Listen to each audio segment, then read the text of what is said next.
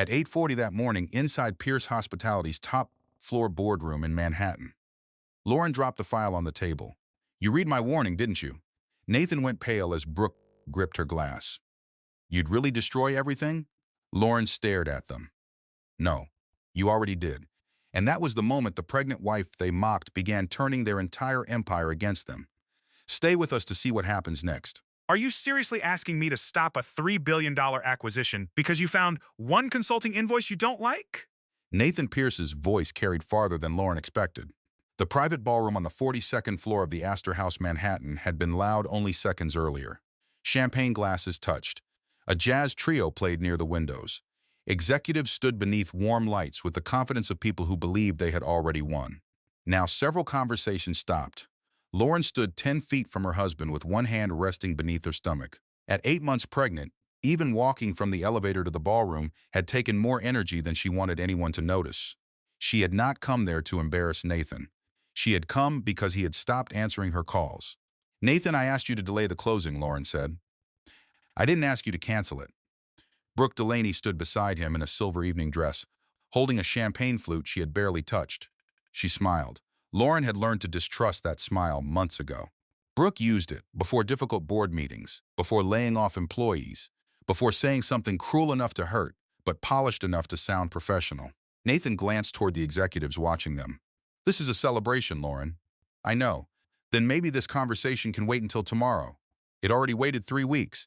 That landed harder than Lauren intended. Nathan's jaw shifted. Brooke stepped forward before he could answer.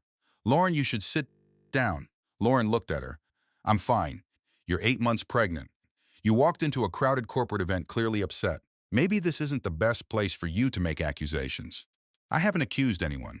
Brooke gave a small laugh. "Then what exactly are you doing?" Lauren opened the leather folder she had carried into the room. She pulled out 3 pages. "Mark Advisory has received more than $8 million in strategic consulting fees connected to the acquisition." Nathan looked bored. "Yes, I know. The ownership records don't match the information in the disclosure package. They're consultants. They're being paid millions of dollars to advise on properties that will operate under the Aster House name." Nathan exhaled. "Lauren. And I can't identify who ultimately benefits from the firm." A few people nearby exchanged glances. That was the reaction Lauren had hoped Nathan would have when she first emailed him. Concern. Curiosity. At minimum, a question. Instead, he looked embarrassed. Not by what she had found. By her. Brooke lowered her glass. "Marwick was vetted." "By whom?" "Our transaction team." "Who hired them?" Brooke's smile faded slightly. "We recommended several firms." "We?" "Pierce Hospitality." Lauren watched her carefully. Brooke had answered the question without answering it. Nathan moved closer. His voice dropped. "Enough." Lauren stared at him. "We can talk privately." "I tried." "Then try again tomorrow." "The lenders are expecting final documents tomorrow morning." "Exactly. That's why I'm here." Nathan gave a short laugh. It was almost disbelief. Lauren had heard that laugh before. Years earlier, when they were newly married and building the first Aster House property together, he used it when she proposed ideas that sounded impossible. Back then, the laugh had meant, "You're insane, but I trust you." Tonight, it meant something else. Brooke laughed too. "That was worse." "Are you kidding me?" Nathan said. "You came into my closing celebration, 8 months pregnant, to tell me Brooke is secretly funneling money through some consulting company." Lauren felt several faces turn toward her. Her cheeks grew warm. She refused to look around the room. "I never said Brooke was funneling money." "You didn't have to." "I said the disclosure is incomplete." Brooke folded one arm across her waist. "This has nothing to do with disclosure." Lauren looked at her. "Really?" Brooke tilted her head. "This is about Nathan and me." There it was. Clean, public, deliberate. 2 board members near the bar suddenly found their phones fascinating. Lauren's stomach tightened as the baby shifted. She took one slow breath. Nathan said nothing. That silence hurt more than Brooke's words. Lauren had learned about the affair 6 weeks earlier. A hotel receipt had appeared on a shared accounting statement. 1 suite, 2 nights. A property in Boston where Nathan was supposedly attending meetings alone. He had eventually admitted it. He called the affair a mistake, then a complication, then something he needed time to understand. Brooke apparently understood it already. Lauren had spent 6 weeks wondering how much influence Brooke had over him. She told herself Nathan was confused, angry, intoxicated by the acquisition, afraid of losing the biggest deal of his career. Those explanations had kept one fragile possibility alive. Maybe he was still the man she had married. She looked at him now. Did you read the email I sent you 3 weeks ago? Nathan's expression changed. Only slightly. But Lauren saw it. Brooke did too. Nathan glanced toward the nearest guests. Lauren, this isn't the place. Did you read it? We're not doing this. It's a simple question. His eyes hardened. Yes, the room seemed quieter. Lauren did not move. You read it? Yes. All of it? Yes, Lauren. All of it. She waited. Nathan seemed to realize what she was asking without her needing to say more. He rubbed his thumb against the edge of his cufflink. I reviewed your concerns and I decided they weren't serious enough to delay the acquisition. Lauren held his gaze. Did you ask the audit committee to review Marwick? No. Did you ask outside counsel? No. Did you ask who ultimately controls the company? Nathan's patience finally broke. No, because every transaction has contractors, consultants, advisors, and people collecting fees. If I froze a deal every time someone found a corporate entity they didn't recognize, we'd never close anything. Lauren heard one of the older directors clear his throat. Nathan ignored him. Brooke stepped closer to Nathan. It looked natural. Too natural. We have professionals handling this, Brooke said. People who have been working on the acquisition every day for almost a year. Lauren turned toward her. I built the operating system those acquired hotels are supposed to use. That isn't the same as negotiating an acquisition. No, it isn't. Lauren kept her tone calm. It also isn't the same as selecting a consulting firm. Brooke's face sharpened. Nathan shook his head. This is exactly what I'm talking about. What are you talking about? You keep finding reasons to involve yourself. Lauren stared at him. Involve myself? You stepped away from day-to-day operations last year. I stepped away from hotel operations because I was running Ellery, and because you wanted less stress while we started a family. The words struck with ugly precision. Nathan had turned a private decision they made together into evidence against her judgment. Lauren's hand moved across her stomach again. Brooke noticed. Her voice softened. Too late. Lauren, no one is saying you aren't important. Lauren almost laughed. Brooke continued. But there's a point where personal emotion starts affecting business judgment. One of the directors, Helen March, frowned. Brooke. Brooke looked at her. Helen's voice was quiet. I think Lauren has asked a reasonable question. Nathan's face hardened. Helen had served on the board for 12 years. She had known the company before Nathan became CEO. Brooke answered before Nathan could. And I'm saying the question has been reviewed. Lauren looked directly at her. By you? A pause. By the transaction team. You keep saying that. Because it's true. Then tell me who owns Marwick. Brooke's fingers tightened around her champagne glass. Lauren, I don't memorize beneficial ownership records for every consultant we hire. That's the problem. No. The problem is that you came here looking for something. Lauren nodded slowly. You're right. Nathan looked surprised. Lauren closed the folder. I came here looking for one thing. What? A reason to believe my husband ignored my warning because he didn't understand it. Nathan's expression went still. Lauren looked at him. Now I know you understood it. Nobody spoke. The educational truth was painfully simple. A conflict did not become harmless because a deal was profitable. A warning did not stop mattering because investigating it was inconvenient. Good leadership was often measured by what someone was willing to examine before the money arrived. Nathan had known that once. Lauren had watched him live by it. That was part of why she had loved him.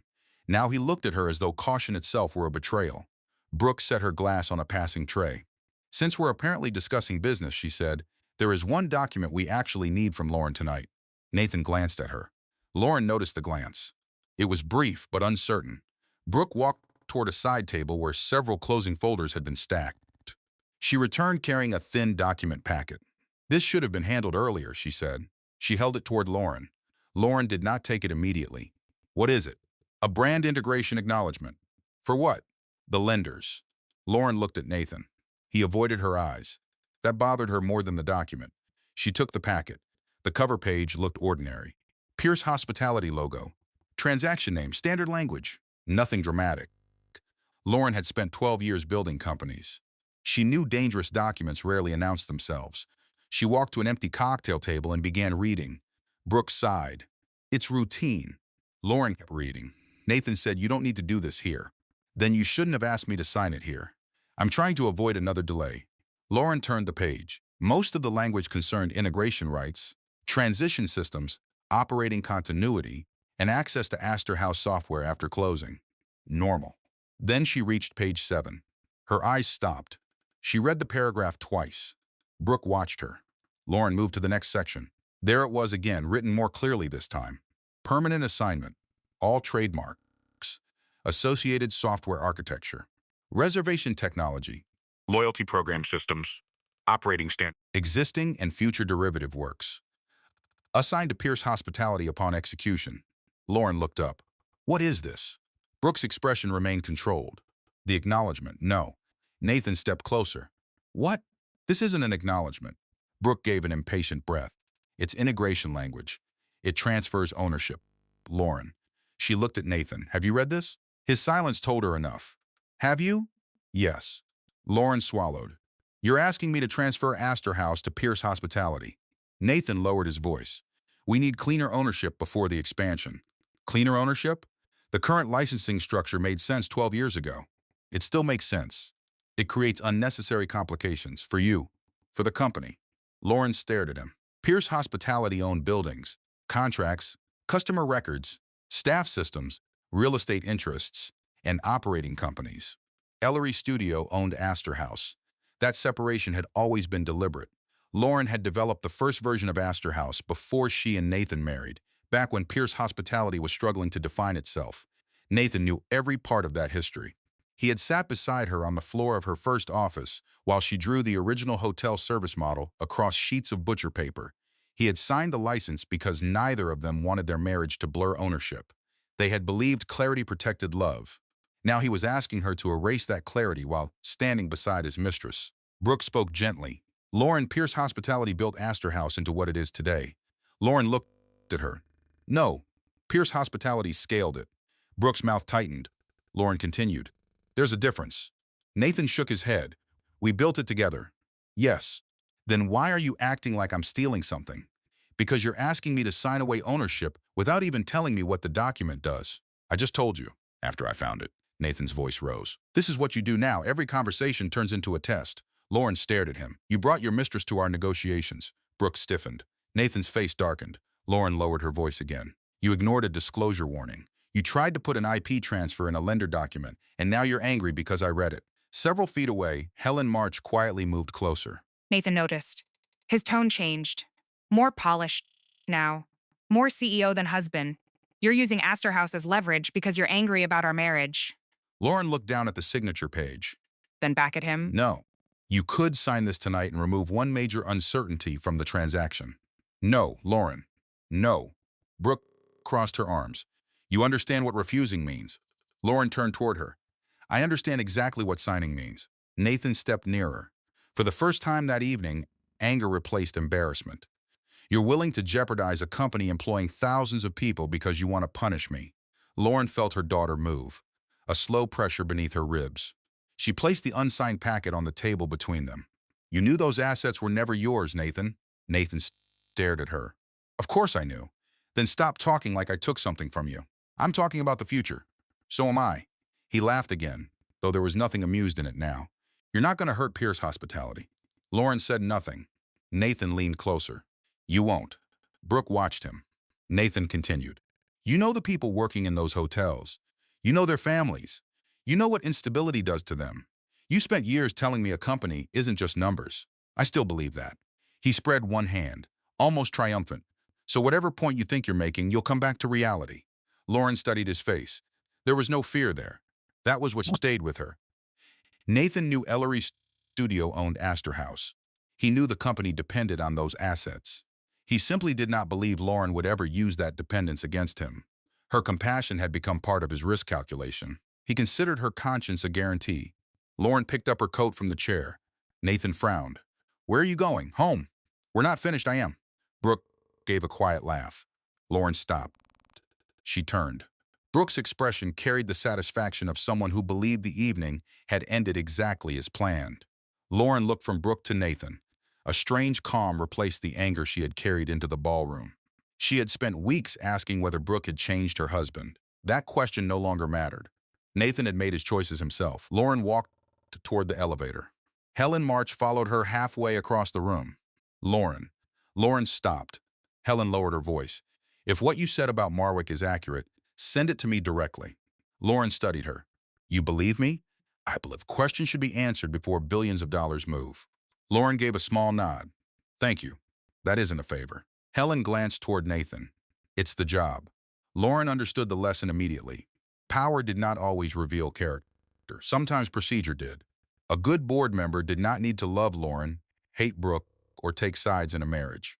She only needed to ask whether the company had followed its own rules. Lauren entered the elevator. The doors closed. Only then did she allow herself to exhale. Her phone began ringing before she reached the lobby. Nathan. She declined the call. It rang again. She declined it again. Then a message appeared. You embarrassed me in front of my board. Lauren stared at the screen. She typed 3 words. You embarrassed yourself. She deleted them. There was nothing left to explain tonight. Outside, Manhattan traffic filled the avenue. Her driver opened the rear door. Lauren got inside and placed the unsigned brand integration acknowledgement beside her. For several blocks, she watched the city slide past the window. Then she photographed every page. At the next red light, she opened an old contact, Graham Hale. They had not spoken privately in almost a year. Lauren attached the document. Can you review this tonight? The reply came less than a minute later. Yes, she hesitated before typing again. I need you to tell me exactly what it does. Another reply. Give me 30 minutes. Lauren looked down at the packet. Nathan believed tonight was about their marriage. Brooke wanted everyone else to believe the same thing. Maybe that was useful. People often stopped looking carefully once they thought they understood someone's motive. Jealous wife, pregnant woman, angry spouse. Those labels were easy. Numbers were harder. Contracts were harder. Ownership was harder. And Lauren had spent too many years building Ellery Studio to stop reading when someone told her a document was routine. By the time she reached the penthouse, Nathan had called 4 more times. She did not answer. The apartment felt strangely unfamiliar. His shoes were still beneath the entry table. A jacket he had worn 3 days earlier hung over a chair. Their wedding photograph stood beside the fireplace. Lauren walked past all of it. She changed into a loose cotton dress, made tea she barely touched, and sat at the kitchen island with the packet open in front of her. At 11:17, Graham called. Lauren answered immediately. Tell me. His voice sounded exactly as she remembered. Calm, precise, never rushed. First, are you alone? Yes. Did you sign anything tonight? No. Good. Lauren gripped the phone more tightly. How bad is it? Depends what you thought it was. Brooke called it a brand integration acknowledgement. Graham was silent for a moment. Then he said, that's not what it is. I know. It's an assignment agreement hidden inside an integration package. Lauren closed her eyes. So I read it correctly. Yes. If I signed? Pierce Hospitality would have a strong argument that Ellery permanently transferred ownership of the Aster House trademarks and most of the related technology. Lauren looked toward the dark windows. Most? There are a few pieces they didn't draft cleanly. But enough. Why would lenders require that? They might prefer consolidated ownership. That doesn't mean they required this exact transfer. Lauren remembered Brooke's certainty. It came from Brooke. You know that? She handed it to me. Graham paused. Did Nathan know? Yes. Another pause. Longer this time. Lauren knew Graham disliked Nathan. He had tried to hide it for years. She had once accused him of being unfair. Maybe he had been. Maybe she had been too eager to defend her marriage to listen. Lauren, Graham said carefully, the part that bothers me isn't that Pierce Hospitality wants the IP. What bothers you? They've wanted cleaner ownership for years. That isn't new. Then what is? Timing. Lauren looked down at page 7 again. Graham continued. Someone put this in front of you right before a major acquisition. Someone expected you to sign it as routine lender paperwork. Lauren said nothing, and whoever drafted this, he added, understands exactly how much Pierce Hospitality depends on the existing Aster House license. Lauren thought about Brooke's face when she asked who owned Marwick. Then she thought about the ease with which Brooke had produced the document. What are you saying? I'm saying Brooke may understand your licensing structure better than Nathan thinks she does. Lauren's eyes moved to the wedding photograph across the room. And if she does, then I wouldn't assume this is only about your husband. The words remained between them. Lauren had spent 6 weeks thinking Brooke wanted Nathan. Maybe she did. But Brooke Delaney did not build her career by chasing married men through hotel suites. She built it by understanding leverage. Lauren looked at the unsigned signature line. For the first time that night, humiliation gave way to something sharper. Attention. Graham. Yes? I need the original licensing agreement. I have a copy. Send it. Tonight? Tonight. Graham was quiet for half a second. Then he said, all right. Lauren ended the call. Across Manhattan, Pierce Hospitality's celebration was probably still going. Champagne, handshakes, congratulations. Nathan and Brooke believed Lauren had walked away from the ballroom defeated. Lauren opened her laptop. A minute later, Graham's email arrived. Attached was a document she had not read carefully in years. The original Aster House licensing agreement. Lauren downloaded it. Then she started with page 1. Lauren moved out of the penthouse the next morning. She did it before Nathan came home. There was no dramatic packing scene, no shattered picture frames, no final speech written for an audience that was not there. She took what she needed: clothes, medical records, her laptop, a box of personal documents, 2 framed photographs of her mother, the small ceramic lamp she had owned since college. She left the wedding portrait over the fireplace. Nathan could decide what to do with that. By 9:30, Lauren was standing inside the Tribeca apartment she had bought before their marriage. She had kept the place even after Nathan once joked that paying property taxes on an empty apartment was irrational. Lauren had told him some things were worth keeping because they gave a person choices. He had laughed then too. Now she stood beside the kitchen counter and understood why she had never sold it. Her phone rang. Nathan. She watched his name on the screen until the call ended. Then it rang again. This time she answered, "Where are you?" "At my apartment." A pause. "What apartment?" Lauren looked out at the brick buildings across the street. "My apartment, Nathan." "You moved out?" "Yes." "You could have told me." "I did tell you." "When?" "Last night." "I said I was finished." "That was in the middle of an argument." "No, it was at the end of one." Nathan went quiet. Lauren could hear voices in the background. Office voices. Someone opening a door. Someone asking if he had a minute. He said, "I'll call you later." "No what?" "If you want to discuss the divorce, have your attorney contact mine." "You already called a divorce lawyer?" "I called a corporate lawyer." "That's not what I asked." Lauren looked at the licensing agreement sitting open on the counter. "It's enough for today." Nathan's voice hardened. "So that's what this is. You're going to turn the company into a divorce weapon." Lauren closed the document. "No, you're the one who put company papers in front of your wife at a party." Lauren. "I have an appointment." "With Graham?" That surprised her. Nathan must have guessed from the document review. "Yes." A bitter laugh came through the phone. "Of course." Lauren frowned. "What is that supposed to mean?" "You know exactly what it means." "No, Nathan, I don't." He's been waiting for you to decide I was a mistake since before our wedding. Lauren almost answered too quickly. She stopped herself. Graham had never said that.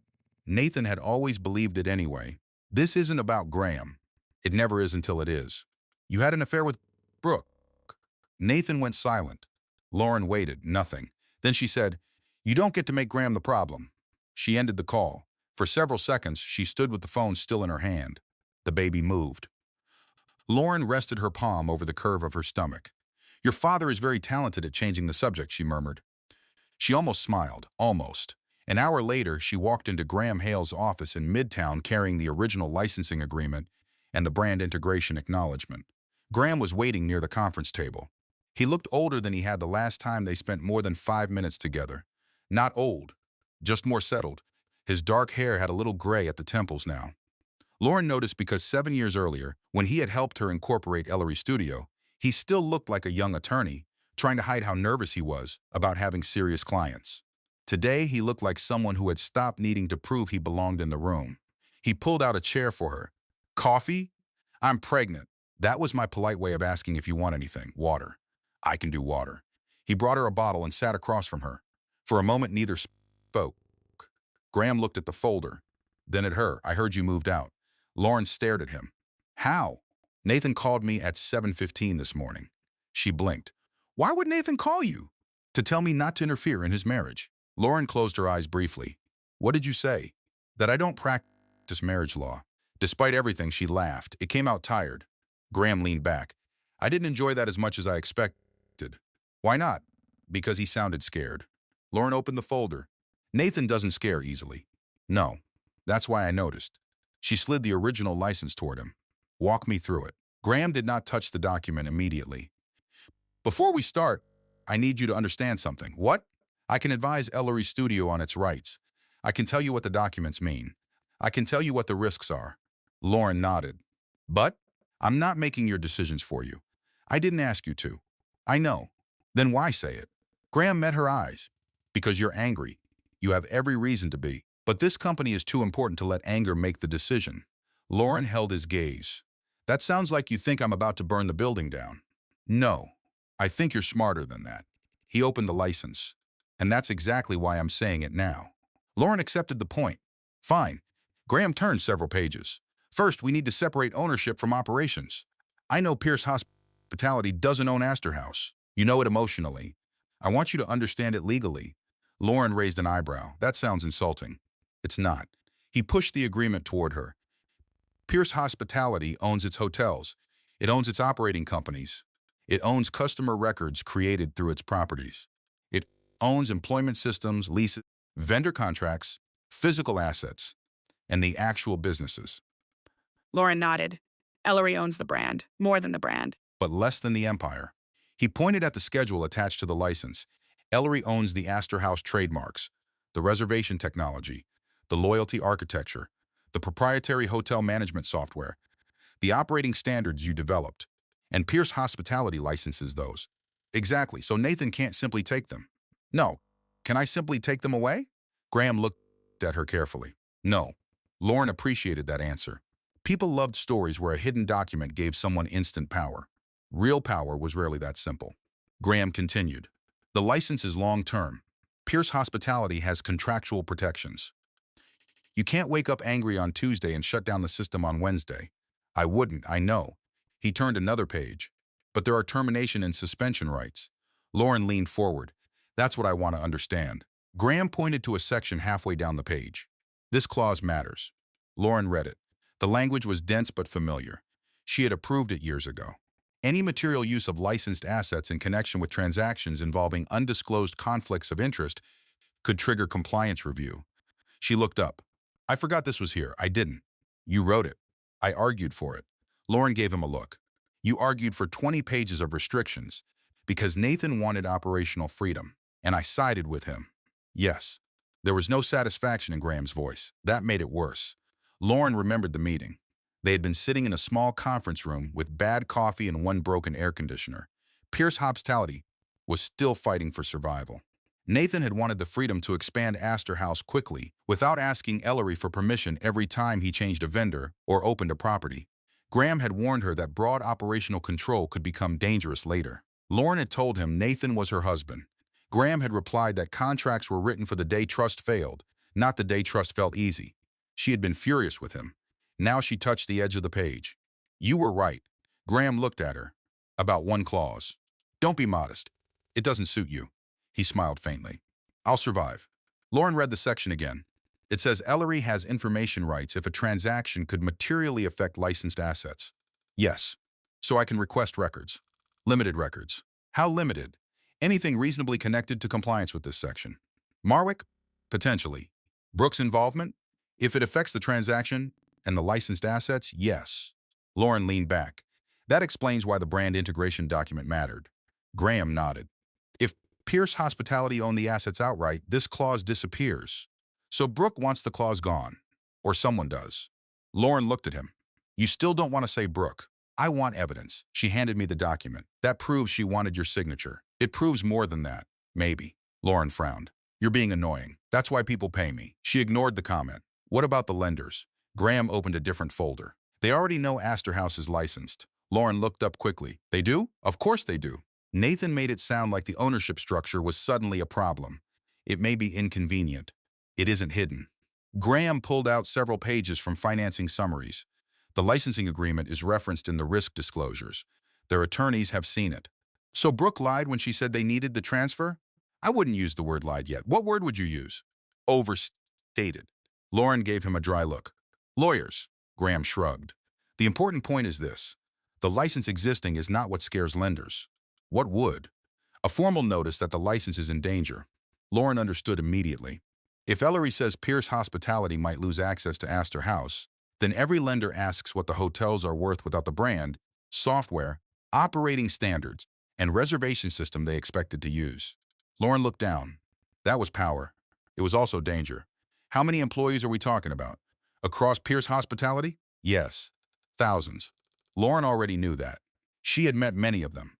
Front desk managers in Chicago, housekeepers in Boston, chefs in Miami, reservation staff in Phoenix, general managers who moved their families across the country because Nathan promised them stability.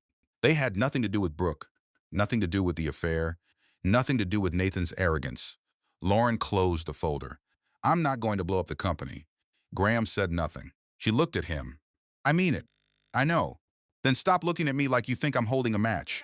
I'm looking at you like someone who finally understands the room is full of gasoline. Lauren let that sit. It was fair. Her phone vibrated. An email, Nathan's attorney. The subject line said Proposed Resolution Framework. Lauren opened it. A short message explained that Nathan wanted to avoid unnecessary conflict and proposed an early discussion concerning the divorce and the future ownership of Aster House intellectual property. Attached was a term sheet. Lauren opened it.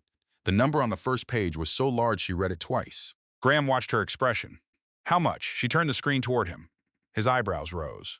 That's serious. He wants to buy Ellery. No. Lauren looked at him. No, he wants Aster House. She scrolled. Graham was right. Nathan did not want the company itself. He wanted the trademarks, technology, loyalty systems, and operating standards transferred out of Ellery permanently. Lauren read the total again. It was enough money to give her financial security for the rest of her life. Enough for her daughter. Enough for generations after her. Nathan knew exactly what number would make most people stop asking questions. Graham said, "What are you thinking?" Lauren stared at the offer. "I'm thinking he sent this very fast." "Yes." "Which means someone was already preparing it." "Yes." "And if he thinks Aster House is so unimportant that I'm overreacting, why is he offering this much?" Graham leaned back. "That's a better question." Lauren forwarded the term sheet to herself. Then she closed it. "I'm not selling." Graham did not react. "You don't even want to think about it?" "I just did. That took 12 seconds. It was enough." He studied her. "Why?" Lauren glanced down at her stomach. "Because I didn't build Ellery so I could become rich enough to disappear." Graham stayed quiet. Lauren continued, "I built it because I wanted to own something that depended on my judgment." "That's a good answer." "I didn't ask for a grade." "Still a good answer." By late afternoon, Graham had helped prepare a narrow records request under Ellery's contractual information rights. Lauren insisted on reading every paragraph. When she reached one sentence, she stopped. This asked for ownership records, compensation arrangements, and communications involving outside advisors. "Yes." "Is that too broad?" "It might be challenged. I don't want them accusing us of phishing." Graham nodded. "Good." He revised it. They limited the request to Marek Advisory, the acquisition, and any financial interests tied to executives directly involved in vendor selection. Lauren read it again. "Better. Much." Graham signed off on the final language. "This is what good governance looks like." Lauren looked at him. "A document request?" "Restraint." He closed the laptop. "You ask for what you're entitled to. You build a record. You don't overreach just because you're angry." Lauren understood the point. Power used carelessly created sympathy for the wrong person. Brooke would love nothing more than to tell the board Lauren was a jealous wife invading corporate records. Lauren would not give her that gift. The request went out at 4:23. At 5:10, Nathan called. Lauren let it ring once before answering. "I assume you saw the offer." "I did." "Then you understand I'm trying to resolve this. You're trying to buy Aster House. I'm trying to separate our business interests before the divorce gets ugly. Our business interests were already separate. You know what I mean. I know what the documents say." Nathan sighed. "Lauren, the amount is generous. I'm sure it is. You could walk away with more money than Ellery is worth independently. Then why are you offering it?" A pause. Nathan answered, "Because Aster House is worth more inside Pierce Hospitality." "That's not the same thing. It's business." "Yes." She waited. Nathan finally asked, "What do you want?" Lauren looked at Graham, who was gathering papers across the room. "I want Marwick reviewed." Nathan's tone changed immediately. "We are not starting this again. We never finished. Marwick is not the issue. Then proving that should be easy. You filed a document request." "Yes. You had no right to do that without talking to me. Ellery has information rights under the license. You're using a technical clause to interfere with my acquisition." Lauren almost laughed. "Funny. Brooke tried to use a technical document to take my company last night. That is not what happened. Then we remember the document differently." Nathan lowered his voice. "Take the offer." "No." "Lauren, no. You're making this harder than it needs to be." "For whom?" "For everyone." Lauren looked out the conference room window. Manhattan moved below her, thousands of lights. Thousands of people finishing work, going home, picking up children, meeting friends. "Tell me something," she said. "What? If Aster House isn't a problem, why do you need to own it before closing?" Nathan did not answer immediately. Then he said, "The structure is inefficient." "That's not an answer. It's the only answer you're getting tonight." He disconnected. Lauren lowered the phone. Graham glanced toward her. "How did that go?" "He thinks I'm making everything difficult." "That sounds familiar." She looked at him. "You really don't like him." Graham's expression changed.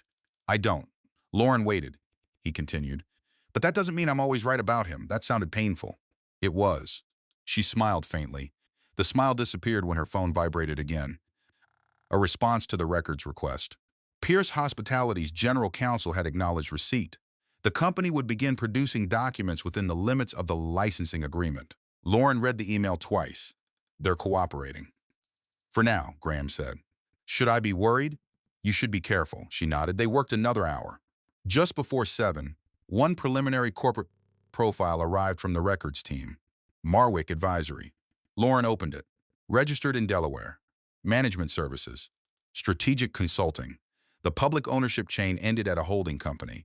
She clicked through the attached corporate records. One name appeared. Evelyn Delaney. Lauren stopped Graham. He came around the table. She pointed to the screen. Delaney. His expression sharpened. Could be unrelated. Lauren searched the name. A second document appeared. An old philanthropic filing. Evelyn Delaney had contributed to a scholarship foundation. On the foundation page was a photograph. Brooke stood beside her. The caption identified Evelyn as Brooke Delaney's aunt. Lauren sat back. There Graham read silently. "This establishes family connection, and she controls Marwick. It appears so." Lauren turned toward him. "Brooke recommended the vendor. We need records proving that. She said last night that we recommended several firms." "That's not enough." Lauren nodded. She appreciated the discipline even when it frustrated her. Graham continued searching. A compensation summary appeared among the documents already available to Ellery, because the acquisition contemplated use of licensed Aster House systems. Brooke's executive compensation package, salary, equity, performance awards. Then a provision tied directly to acquisition value. Lauren read the paragraph. "If the transaction closes up the target valuation," Graham finished it, "she receives a strategic performance payment." Lauren looked at the number. Several $1,000,000. She sat very still. So Brooke recommended a consulting firm controlled by her aunt, likely, and if the acquisition closes successfully, Brooke gets paid millions. Yes, and nobody disclosed the family relationship. "We don't know that yet." Lauren looked at him. Graham pointed at the screen. "We know it doesn't appear in the materials you've seen." Lauren took a breath. Fine, she looked again. This was not proof that Brooke had stolen money. It was something more believable and in some ways more dangerous. A senior executive could have a financial incentive tied to closing a deal. That alone was not unusual. A company could hire a vendor connected to an executive's relative. That alone was not automatically improper. The problem came when those facts overlapped and stayed hidden. Disclosure gave other people the chance to judge whether a conflict mattered. Concealment took that choice away. Lauren said, "She should have disclosed it." "Yes. Even if every dollar was legal." "Yes. Even if Marwick did good work." "Yes." Lauren looked toward him. "That's the part people miss." Graham nodded. A conflict of interest doesn't automatically mean someone committed fraud. It means their judgment may be affected by a personal interest, so the people relying on that judgment deserve to know. Lauren stared at Brooke's compensation agreement, and she made sure they didn't. "We don't know that yet." Lauren exhaled. "You're really determined to ruin my dramatic conclusions." "It's a professional obligation." Her phone buzzed again. Nathan. She almost ignored it. Then she answered. "What?" His tone was different now, less angry, more controlled. "I saw the records request. I know. You're going too far." "I asked for documents the contract allows Ellery to request." "You're looking into Brooke's compensation." "Yes, that has nothing to do with Aster House. It does if her financial interest affected a transaction using Aster House assets." Silence. Nathan finally said, "You don't understand what you're playing with." Lauren's eyes narrowed. "Then explain it." "You could scare the lenders." "I haven't contacted any lenders." "You could create uncertainty around the license." "I haven't threatened the license. You don't have to." "People will start making assumptions." Lauren heard fear now, small but real. "Nathan, why are you scared?" "I'm not." "You are." "I'm irritated." "No. Last night you were irritated." She waited. "Today you're scared." Nathan's reply came quickly. "You think because Graham found some old clause, you suddenly have leverage."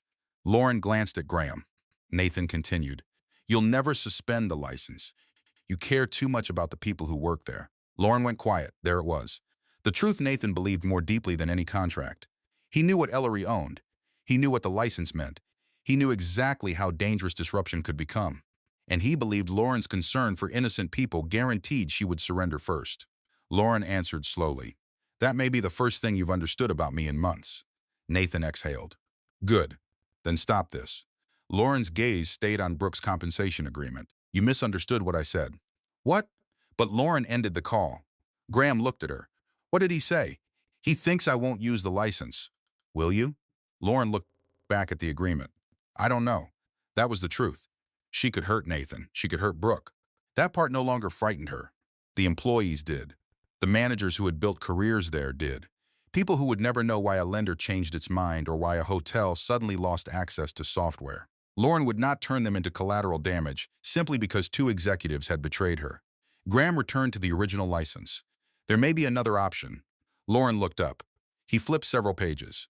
I remembered this section from the negotiations. What section? He found it and slid the document toward her. Lauren read, then read it again. If there's a material governance breach, keep going. Pierce Hospitality has 10 business days after formal notice to cure it before Ellery can suspend. Graham nodded. Lauren stared at the words. 10 business days. Not immediate destruction. Not surrender either. A cure period. A chance to correct the problem. What would curing it mean? That depends on the breach. If the conflict is real, disclosure, independent review, possibly removing conflicted people from the decision. Nathan? Maybe. Brooke? More likely. Lauren looked at Graham. And if they refuse, then you decide whether to escalate. The room went quiet. For the first time since the party, Lauren could see a path that did not require choosing between doing nothing and destroying everything. She did not need to burn Pierce Hospitality down. She could make Nathan prove which thing mattered more. Brooke and the acquisition, or the company he claimed he was protecting. Lauren touched the page. Don't draft anything yet. Graham nodded. I wasn't going to. I need more evidence. Yes. I need to know exactly what Brooke disclosed. Yes. And what Nathan knew. Graham closed the folder. That's the right order. Lauren gathered her things. At the door, Graham said her name. She turned. You should rest. Lauren glanced at her stomach. I'm beginning to think everyone has decided pregnancy means I'm incapable of making my own schedule. That wasn't what I meant. What did you mean? You've been awake almost 24 hours. She considered it. That's fair. Graham gave her a small smile. Progress. Lauren left the office. Outside, evening had settled over Manhattan. Her driver waited at the curb. Before getting into the car, Lauren looked back at the building. Nathan believed her compassion made her weak. Brooke believed the same thing. They were wrong. Compassion did not mean surrendering. Sometimes it meant choosing a response precise enough to punish the people responsible without crushing everyone standing behind them. Lauren got into the car and opened the photograph she had taken of the cure clause. 10 business days. For the first time, she did not feel trapped between revenge and silence. She had another choice, and Nathan had no idea yet that she was preparing to give it to him. Lauren sent the formal cure notice at 8:12 on Monday morning. She read it once before clicking send. Then again, the document did not accuse anyone of theft. It did not threaten lawsuits. It did not mention Nathan's affair. It stayed where the facts were strongest. Ellery Studio was requesting an independent review of Marwick Advisory, full disclosure of any financial connection between the vendor and Pierce Hospitality executives, and a temporary pause on any part of the acquisition that depended on Aster House licensing until the conflict was resolved. Pierce Hospitality had 10 business days to respond. Graham sat across from her at the conference table. You can still wait. Lauren looked at him. You think I should? No. Then why say it? Because once this goes out, Nathan can't pretend this is a private disagreement anymore. Lauren glanced at the screen. He stopped treating it like a private disagreement when Brooke tried to take Aster House through closing paperwork. Graham nodded. That's fair. Lauren clicked send. For 3 seconds, nothing happened. Then the confirmation appeared. Delivered. She leaned back. That's it? That's it. I expected something louder. You sent an email. Lauren almost smiled. Graham closed his folder. The noise comes later. It did. By 11, Lauren had missed 6 calls. 2 came from Nathan. 1 from Pierce Hospitality's general counsel. 1 from Helen March. 2 from numbers Lauren did not recognize. At 11:15, Helen called again. Lauren answered. Lauren, are you somewhere private? Yes. I'm calling as an independent director, not as your friend. I understand. Helen lowered her voice. The board received the cure notice. I assumed it would. You asked for an independent investigation, yes. You also asked that the acquisition stop using Aster House branding until the review is complete. Only the affected portion. That could still delay closing. If the conflict is minor, the delay should be short. Helen was silent. Lauren waited. Finally, Helen said, Nathan is furious. That doesn't surprise me. Brooke says the relationship with Marwick is being exaggerated. Then disclosure should help her. Another pause. Helen said, you sound very calm. I'm trying to be. You understand this could become ugly. Lauren looked through the conference room windows. I think it already has, Helen exhaled. I'll call you after the audit committee meets. Lauren hesitated. Helen. Yes? Whatever happens, don't make this about my marriage. I wasn't planning to. Good. Lauren ended the call. Graham looked up from his notes. Board politics? That's their problem. It becomes mine if they decide I'm a jealous wife with a contract. Graham tapped his pen against the table. Then don't give them a jealous wife. Lauren looked at him. Give them records. She nodded. That part she could control. By early afternoon, Pierce Hospitality's audit committee had called an emergency preliminary meeting. Nathan attended. Brooke attended. Lauren did not. That was deliberate. She had made the demand.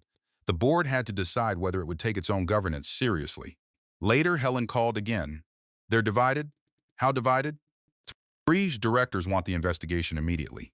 2 think it can wait until after closing. And Nathan?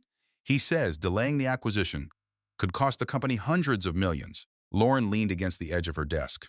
That sounds like him. He also says Marwick's ownership doesn't create a material conflict. Did Brooke disclose that Evelyn Delaney controls it? She disclosed today that Evelyn is her aunt. Today. Yes. Lauren closed her eyes for a second.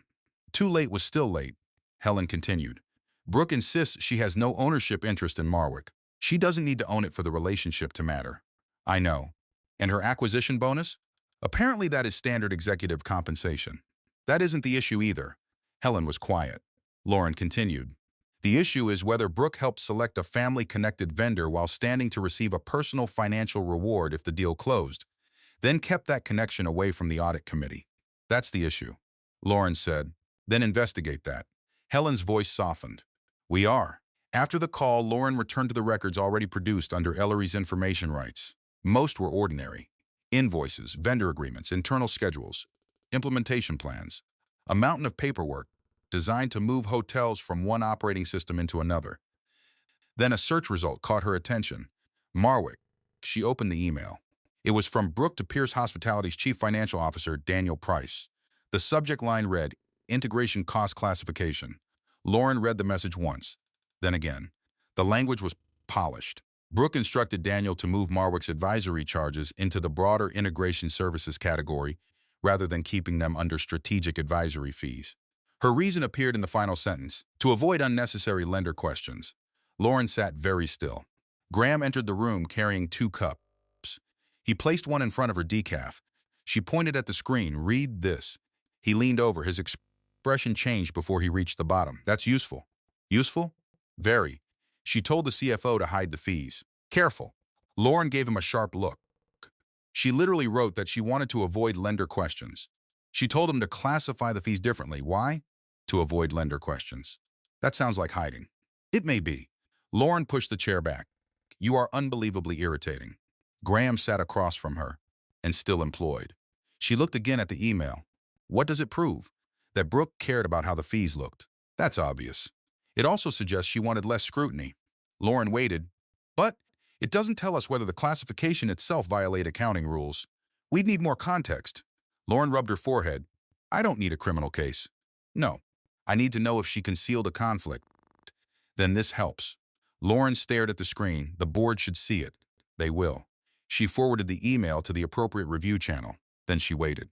The rest of the afternoon passed slowly. At 4:30, Nathan finally appeared in person. He did not call first. Lauren was leaving Graham's office when the receptionist came around the corner. Miss Pierce? Yes? Mr. Pierce is here. Graham looked toward the lobby. Nathan stood near the elevators. Dark suit. No tie. He looked like he had come directly from a board meeting. Lauren handed Graham her folder. I'll talk to him. Do you want me there? No. Graham nodded. I'll be inside. Nathan waited until Graham disappeared. Then he looked at Lauren.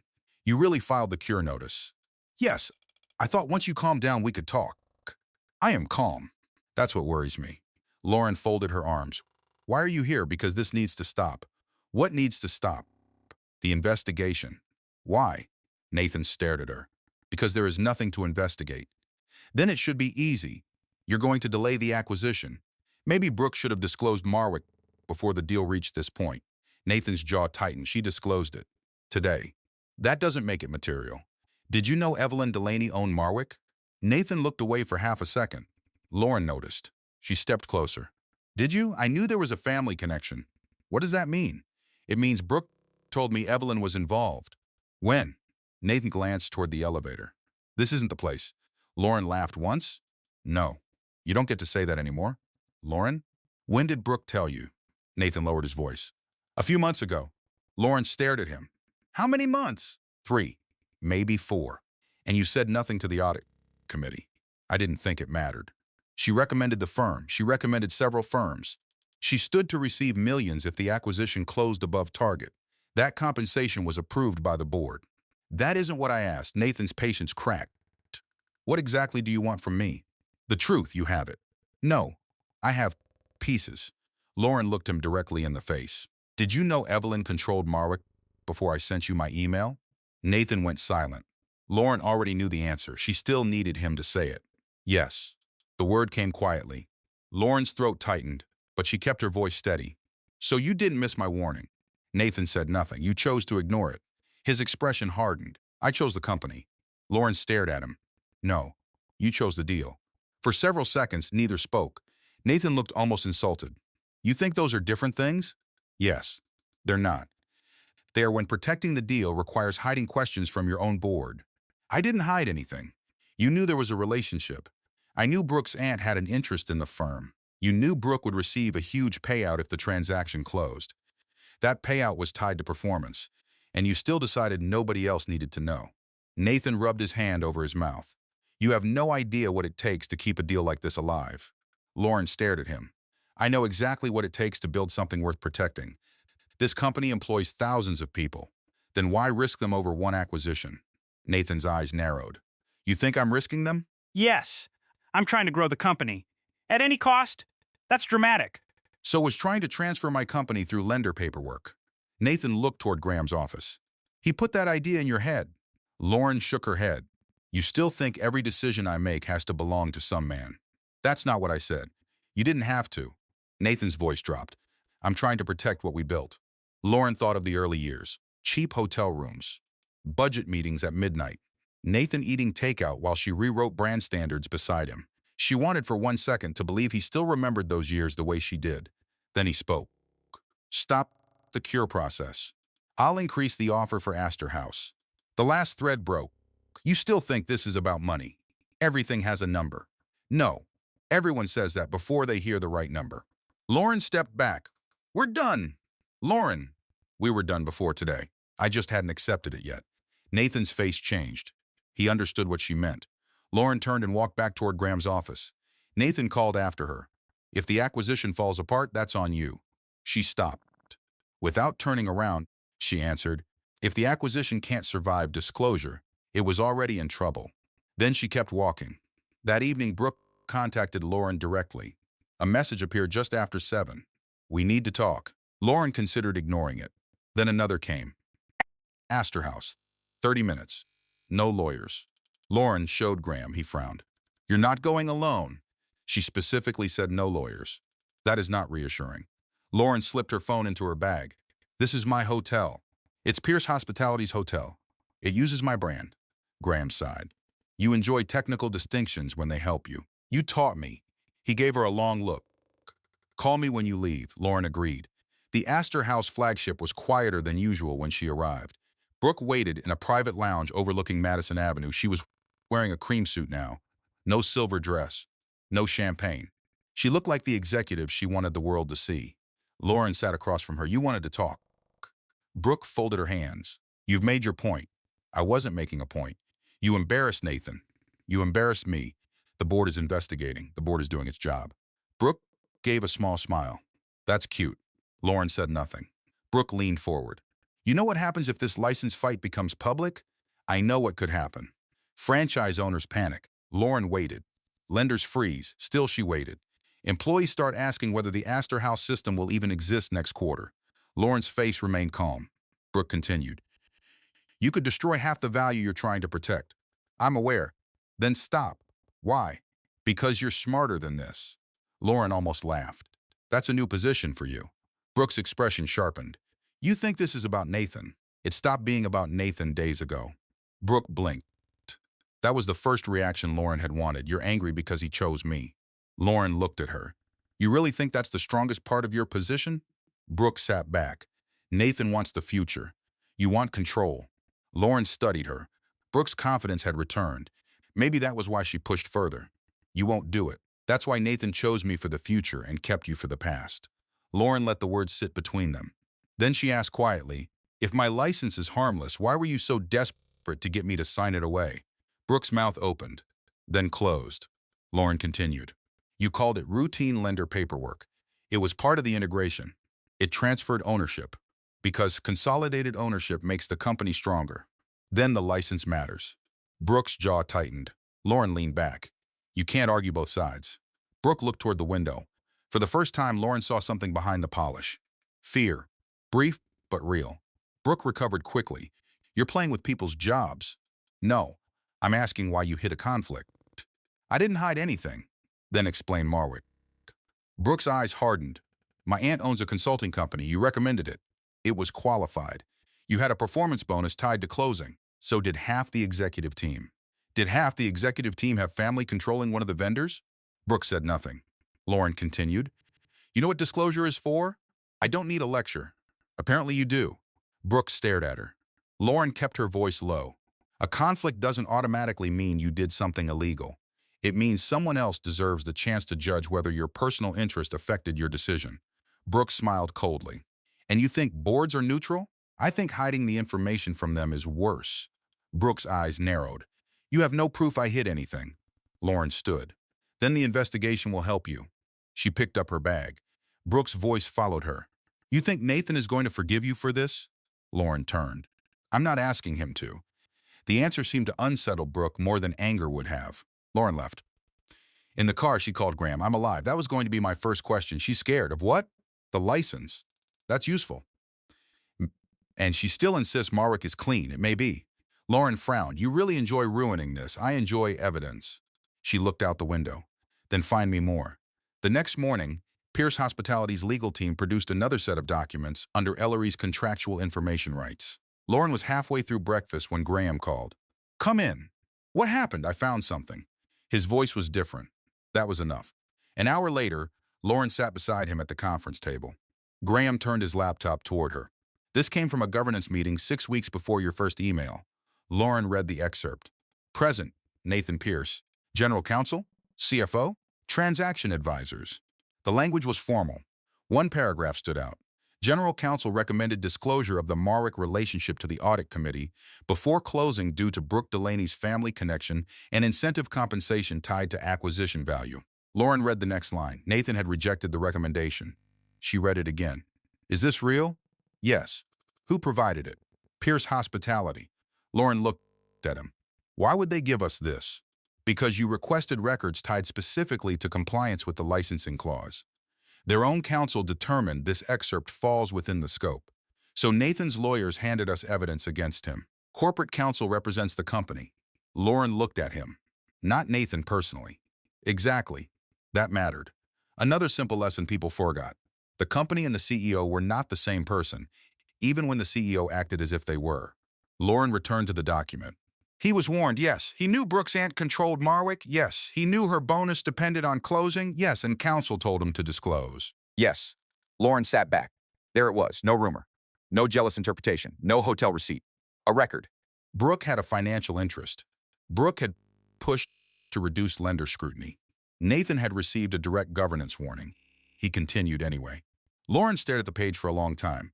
Graham finally closed the laptop halfway. You have enough to proceed. She looked up. You sound worried. I am. Why? Because I know what I would do. Lauren waited. Graham stood and walked toward the window. Years earlier, when Nathan and Lauren were newly married, Graham had kept every conversation professional. But Lauren had always known. Not because he said anything, because he withdrew. He stopped coming to dinners, stopped lingering after meetings, stopped calling unless it was business. Lauren had let that distance happen because her marriage mattered more. Now Graham turned toward her. I warned you about that license years ago, I remember. You thought I was trying to undermine Nathan, I did. You weren't completely wrong. Lauren frowned, Graham continued. I didn't trust him, and I resented him. For marrying me? His eyes met hers. Yes. Lauren said nothing. Graham looked away first. That's why I'm not going to tell you what to do now. She studied him. You're my lawyer. I'll tell you what you can do. What's the difference? A big one. He came back to the table. You have contractual grounds to send a formal notice.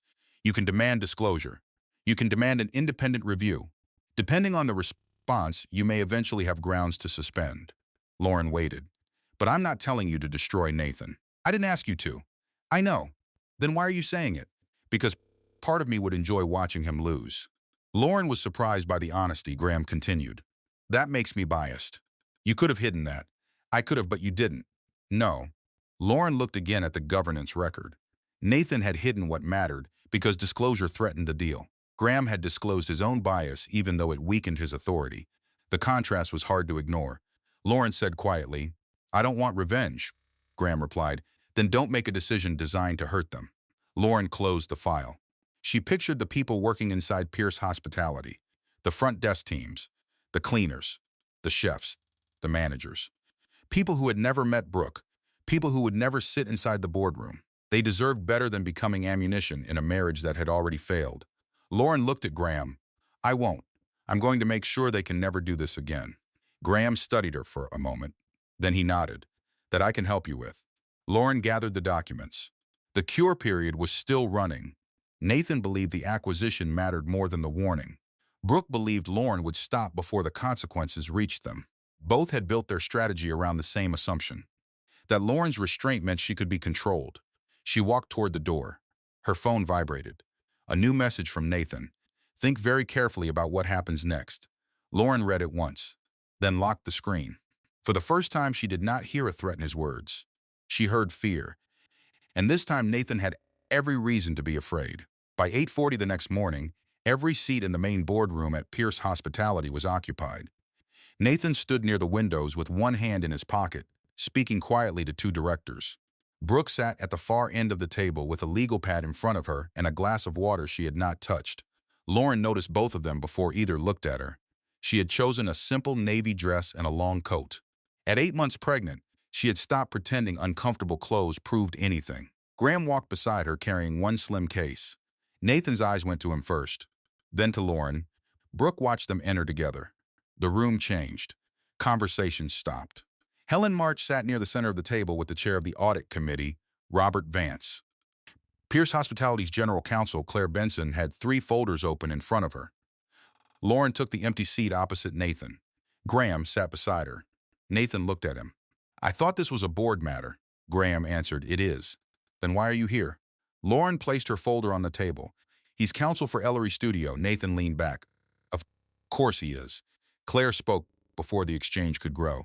We're here because Pierce Hospitality received a formal cure notice under the Aster House licensing agreement. The audit committee requested this meeting to determine whether a material governance breach exists, and if so, what corrective action is required. Nathan looked at Lauren. You could have avoided all of this. Lauren met his eyes. So could you. Robert cleared his throat. Let's keep the marriage out of the room. Brooke gave a restrained smile. I agree. Lauren almost found that funny. Robert continued. Lauren, Ellery Studio issued the notice. You may begin. Nathan expected her to open with the license. She did not. Lauren took out one page. This is the ownership structure for Marwick Advisory. She slid copies across the table. Several directors began reading. Marwick is controlled through 2 holding companies. The ultimate controlling party is Brooke Delaney. Brooke spoke immediately. My aunt, Lauren, looked at her. Yes, I disclosed that. After Ellery requested the records. Brooke's face hardened. I answered when it became relevant. Helen looked up. The vendor was paid $8 million before that disclosure. Brooke turned toward her. Marwick performed legitimate work. Lauren said, I'm not claiming they didn't. Nathan frowned. Then why are we here? Because whether the vendor did good work is a separate question from whether the conflict was disclosed. Nathan leaned back. Conflict is a strong word. Lauren reached for the next document. Then let's talk about incentive. Copies moved across the table again. Brooke looked down and went still. Lauren continued. This is Brooke's executive compensation package for the acquisition. If the transaction closes above the target valuation, she receives a multi-million-dollar strategic performance payment. Nathan cut in. The compensation committee approved that. Yes. So there's nothing improper about it. I didn't say there was. Nathan stared at her. Lauren kept going. Performance compensation is common. Using a family-connected vendor can also be legitimate. The problem is when those facts exist at the same time and the people responsible for oversight aren't told. Robert looked toward Brooke. Were you involved in selecting Marwick? Brooke answered carefully. I participated in evaluating multiple consultants. Did you recommend Marwick? They were one of the firms I supported. Did you tell the audit committee that your aunt controlled the company? Brooke paused. No formal disclosure was submitted. Robert's expression changed. Why? Because I don't own Marwick. I received no distribution from Marwick. I have no equity interest in it. Lauren watched Nathan. He looked irritated. Still confident. Brooke continued. My aunt owns a professional consulting business. Pierce Hospitality hired that business because it was qualified. My compensation was tied to acquisition performance, not Marwick. Nathan nodded. There. That's the answer. Lauren looked at him. No. That's the explanation Brooke should have given before the company paid Marwick millions. He held her stare. This is a technical issue. Claire Benson shifted in her chair. Disclosure rules exist because technical issues can become material when personal financial incentives overlap. Nathan looked toward his own general counsel. Are you taking her side? Claire's expression cooled. I'm explaining the company's governance obligations. The distinction mattered. Lauren saw us land around the table. Nathan had spent years as Pierce Hospitality's public face. He spoke about the company as if he and the company were interchangeable. They were not. An attorney for Pierce Hospitality had duties to Pierce Hospitality. A board had duties beyond protecting its CEO from embarrassment. Lauren remembered Graham explaining that in his office. Corporate governance sounded abstract until the day a powerful person wanted everyone else to look away. That was when the rules mattered. Lauren reached for the third document. This email was produced under Ellery's information rights. Brooke looked down. She already knew which one. Lauren read the relevant sentence. Marwick's advisory fees should be classified under broader integration services to avoid unnecessary lender questions. Nathan raised his hand. We've gone over that. Some directors looked toward him. Lauren asked, why did Brooke want to avoid questions? Brooke answered, because lenders can waste weeks on routine cost classifications. Did the lenders know your aunt controlled Marwick? No. Then the question wouldn't have been routine. Brooke leaned forward. You're trying to turn wording into fraud. I have never accused you of fraud. Really? Yes. Lauren's tone stayed even. I'm saying you had information that should have been disclosed, and instead you reduced the chance that anyone would ask about it. Brooke shook her head. That's interpretation. Then the audit committee can decide. Nathan let out a frustrated breath. This is ridiculous. Lauren turned toward him. Why? Because we are sitting here risking a multi-billion-dollar acquisition over an email classification. No. Then what? Lauren took out the fourth document. For the first time that morning, Nathan's expression changed. It was the governance meeting excerpt. He recognized it. Lauren placed a copy in front of him. This is why. Nobody spoke for several seconds. Robert read silently. Helen read faster. Claire did not need to read it again. She had been in the meeting. Lauren said, 6 weeks before I sent Nathan my first warning, Pierce Hospitality's general counsel recommended disclosure of the Marwick relationship to the audit committee. Nathan looked toward Claire. Claire did not look away. Lauren continued. The concern listed here was Brooke's family connection to the vendor and her compensation tied to acquisition value. Brooke's eyes moved toward Nathan. Nathan said, that was a preliminary discussion. Claire answered, it was a governance recommendation. Nathan's head turned sharply. You said disclosure should be considered. Claire opened her folder. I said the relationship should be disclosed before closing.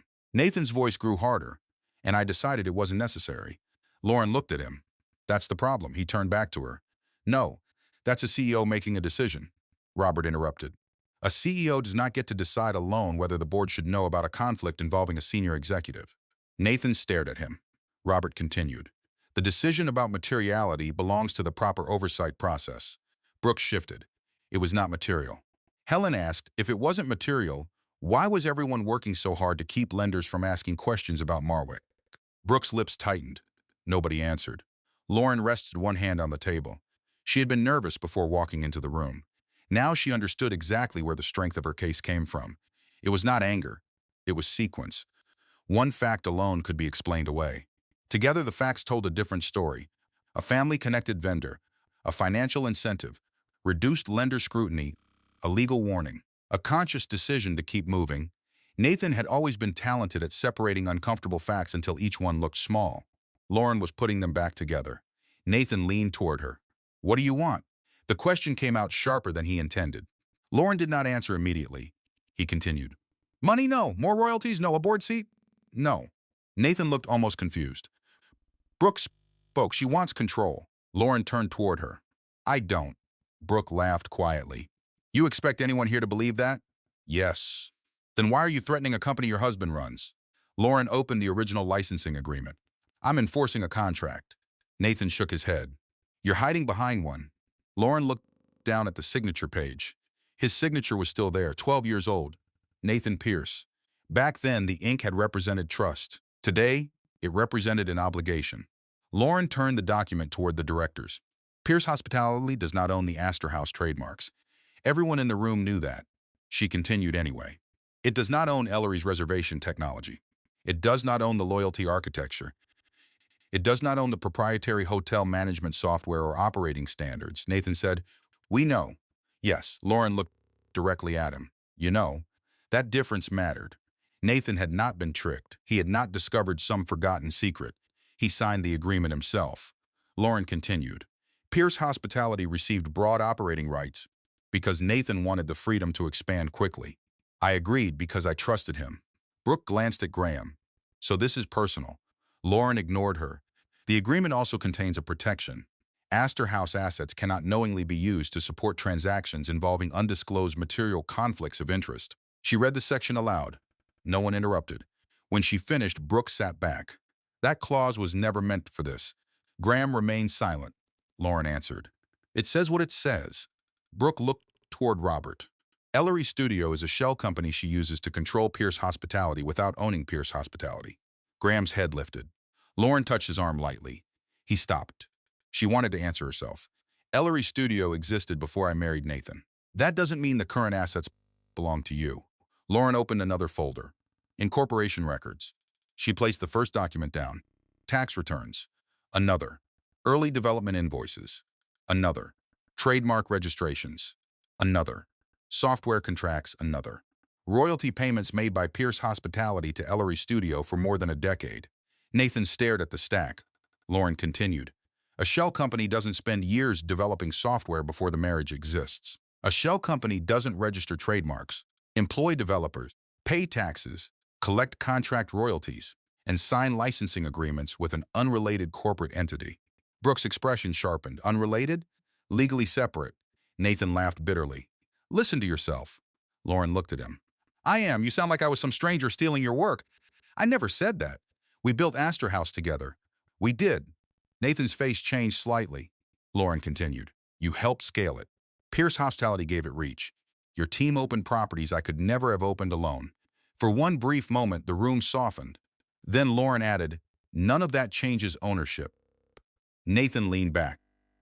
Brooke looked annoyed now. "That's convenient." "No, it's documented." Lauren's voice remained quiet. "Ownership is easiest to respect before people become angry. That's why you document it while everyone still trusts each other." Helen looked at the original agreement.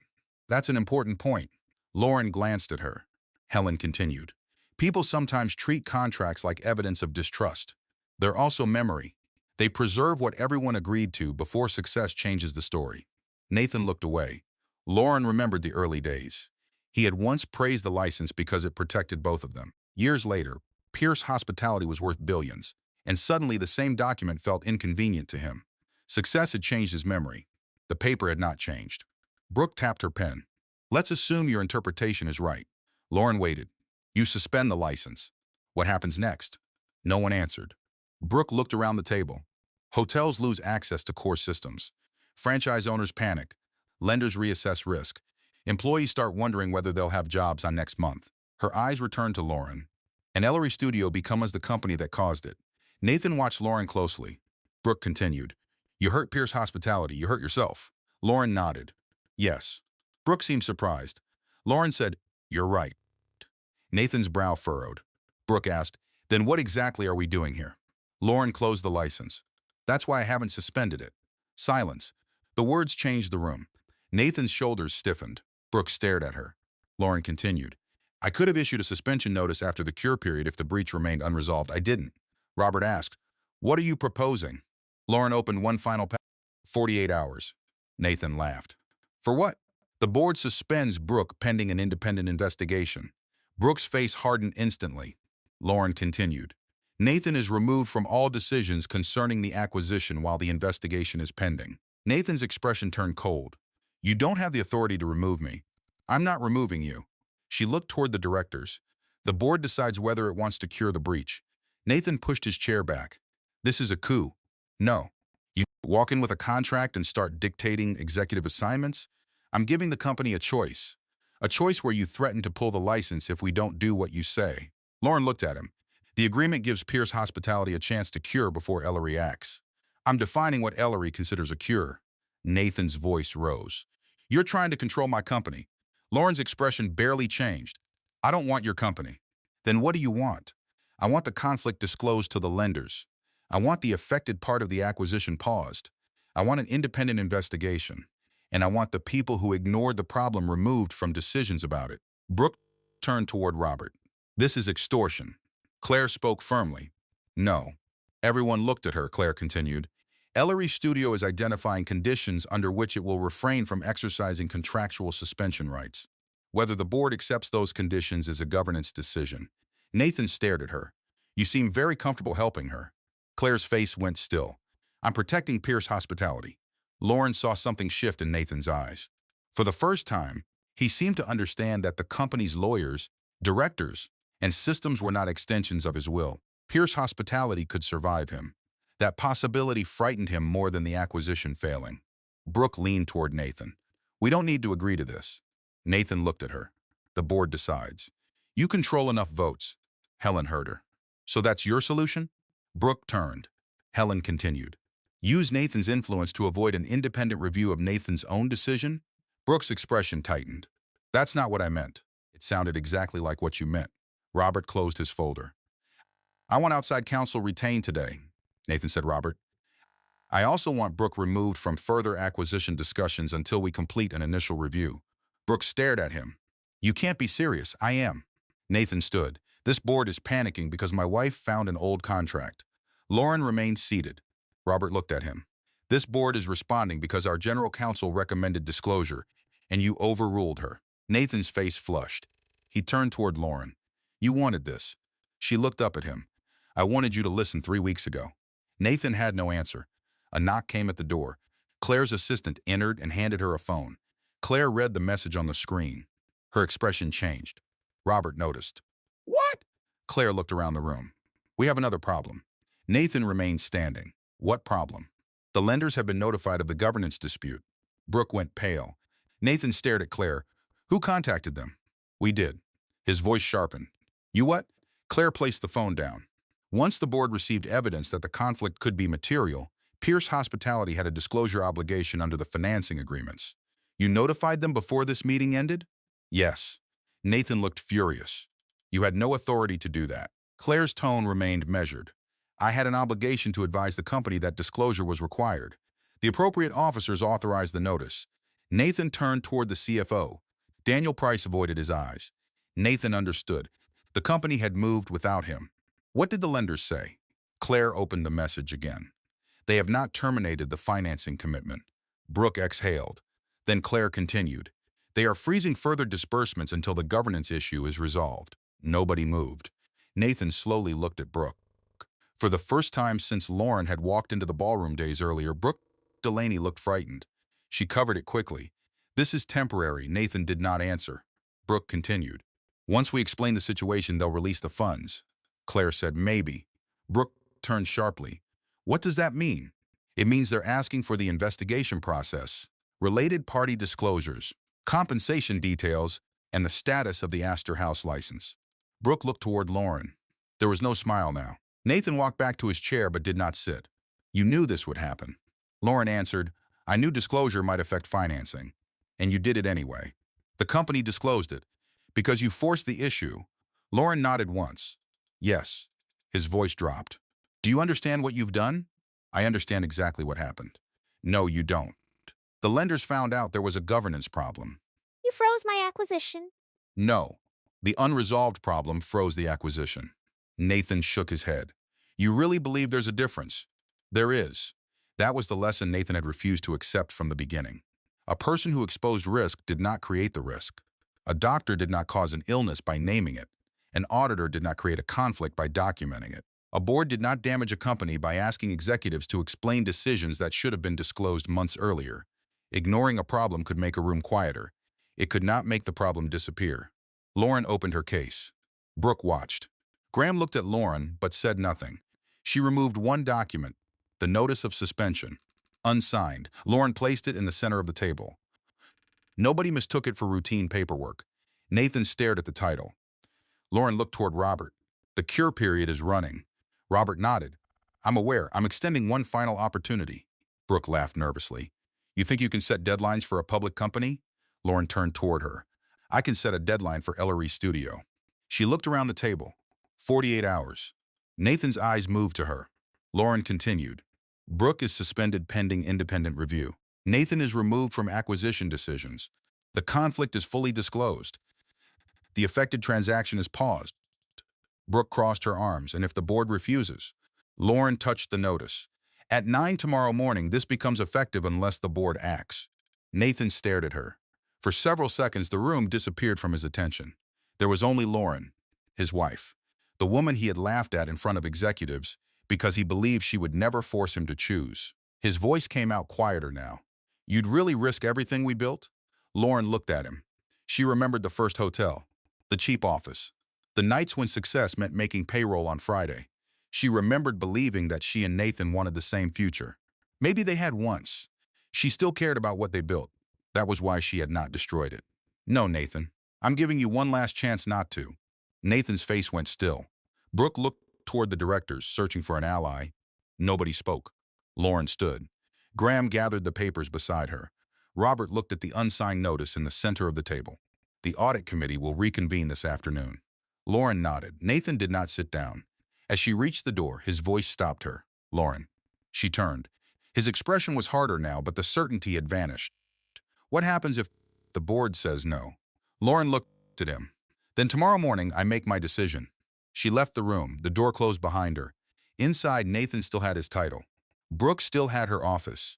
The lenders had frozen the money. The acquisition was beginning to fracture. And the most valuable license attached to Pierce Hospitality sat under the control of the woman they had both believed would never use it. Lauren had revealed what she could do. Now she had to decide how far she was willing to go. Brooke Delaney arrived at Pierce Hospitality before 7 in the morning. By 7:15, she had already spoken privately with 3 directors. By 7:40, she had changed her strategy. She was no longer trying to convince anyone that the Marwick problem was meaningless. Now she was offering sacrifice, temporary leave, a reduced role, even a public statement accepting responsibility for the delayed disclosure. Anything except stopping the acquisition. Lauren learned this from Helen March while riding the elevator to the boardroom. She's telling directors she'll step aside for 30 days, Helen said. Lauren looked at her. And then, the acquisition closes.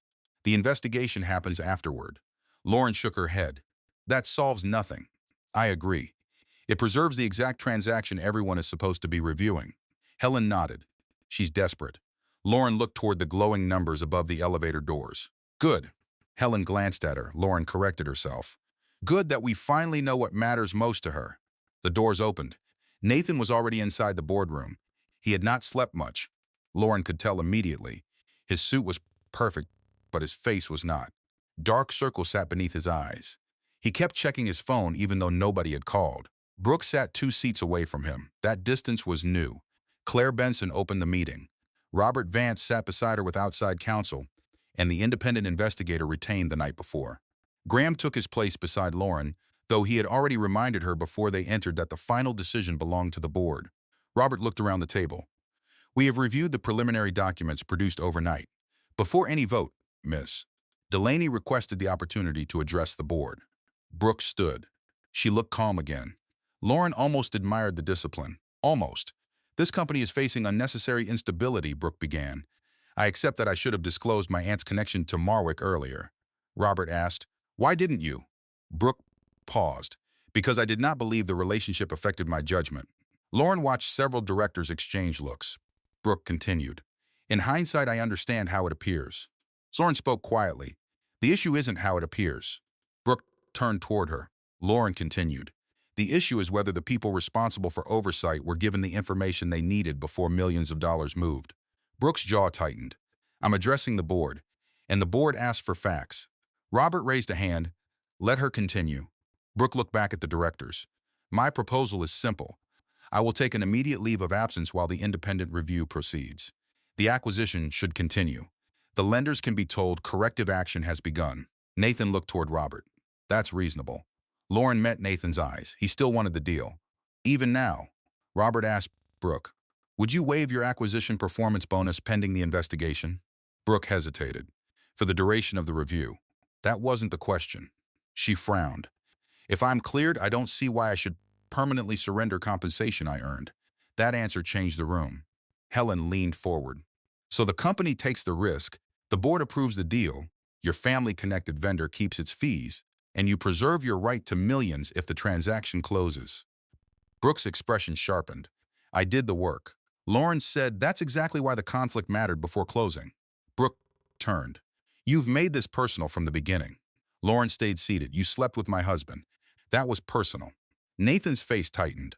Lauren continued. Marwick is business. Brooke gave a short laugh. You really expect everyone here to believe those two things are separate in your mind? Lauren answered immediately. They don't have to be separate emotionally. They have to be separate in the evidence. The room went quiet. That was the difference Lauren had forced herself to respect from the beginning. People could be furious and still follow facts. Being betrayed did not automatically make every suspicion correct. That was why she had waited. That was why she had demanded records instead of revenge. Robert turned toward the investigator. What have you confirmed? The investigator opened his folder. Marwick Advisory is controlled by Brooke Delaney. Ms. Brooke Delaney participated in the vendor selection process. Ms. Delaney's executive compensation included a multi-million-dollar performance payment linked to the acquisition closing above a specified valuation. Brooke remained still. The investigator continued. We also confirmed Ms. Delaney instructed finance personnel to classify Marwick expenses under broader integration services. Her email stated this would avoid unnecessary lender questions. Brooke interrupted. That was a cost presentation issue. The investigator looked at her. It may have been. The concern is that the classification reduced visibility into a vendor connected to your family. Nathan leaned forward. None of this proves Marwick overcharged us. No, the investigator said. It doesn't prove Brooke stole anything. No. Nathan looked around the table as if that settled it. Lauren almost felt sorry for him. He still thought the absence of criminal conduct meant the absence of a serious problem. Claire spoke. The board is not deciding whether anyone committed a crime. It is deciding whether senior executives failed to disclose a material conflict and whether that failure exposed Pierce Hospitality to financial and contractual risk. Nathan's mouth tightened. The investigator turned another page. We also confirmed that General Counsel advised Mr. Pierce to disclose the Marwick relationship before closing. Brooke looked toward Nathan. There it was. The moment the alliance broke, she stared at him for several seconds. Nathan did not look back. Brooke's voice changed. Tell them. Nathan finally turned. Tell them what? That you knew. He looked at her. Brooke leaned toward him. Don't sit there pretending this was my decision. You knew. Nobody moved. Nathan's face hardened. Brooke continued. You knew Evelyn owned Marwick. You knew about my compensation. You knew Claire wanted disclosure. Nathan said quietly, I knew enough to stop it. Brooke stared at him. Lauren looked between them. And that's why both of you are sitting on that side of the table. Brooke laughed. It was sharp now. No polish left. So that's it? Nathan gets to admit he knew, and suddenly I'm the villain. Nathan said, I didn't say that. You don't have to. She turned toward the directors. He approved every stage of the acquisition. He pushed the timeline. He told us delays were unacceptable. Nathan answered, I never told you to hide the vendor relationship. Brooke's eyes flashed. You didn't need to. Lauren watched them tear apart the story they had built together. Each had spent weeks protecting the other because their interests aligned. Now survival mattered more. That was what concealed conflicts often did. They turned loyalty into a temporary business arrangement. Robert called the meeting back to order. Enough. Brooke sat. Robert looked around the table. We have two separate questions. Miss Delaney's employment, Mr. Pierce's conduct. The directors voted on Brooke first. The result was decisive. Terminated for cause. Effective immediately. Her unvested equity would be canceled. The acquisition-related performance payment was forfeited. Pierce Hospitality would also pursue civil recovery connected to any benefits that resulted from undisclosed related party activity. Brooke's face barely moved during the vote. Then Robert finished reading the decision. Her eyes filled. She blinked the tears away before they could fall. This company will regret this. Nobody answered. She looked at Lauren. You think you won, Lauren said. This wasn't a competition. Brooke pushed back her chair. It always is. She gathered her purse. Before leaving, she looked at Nathan. You deserve to fall with me. Nathan's voice came out low. I know. Brooke stopped. For a second, anger disappeared from her face. Then she walked out. The doors closed behind her. Robert turned toward Nathan. The board is placing you on administrative leave, pending completion of the independent governance review. Nathan's expression changed. You're suspending the CEO in the middle of a financing crisis? We're removing a conflicted executive while the company deals with that crisis. I built this company. Helen looked at him. You helped build it. Nathan glanced toward Lauren. She said nothing. He stood. Lauren, is this what you wanted? No. Don't lie to me. I wanted you to stop when you were warned. Nathan stared at her. That answer doesn't change anything. It changes who caused it. He left without another word. The boardroom slowly emptied. Lauren remained seated. Graham closed his folder. It's done. She shook her head.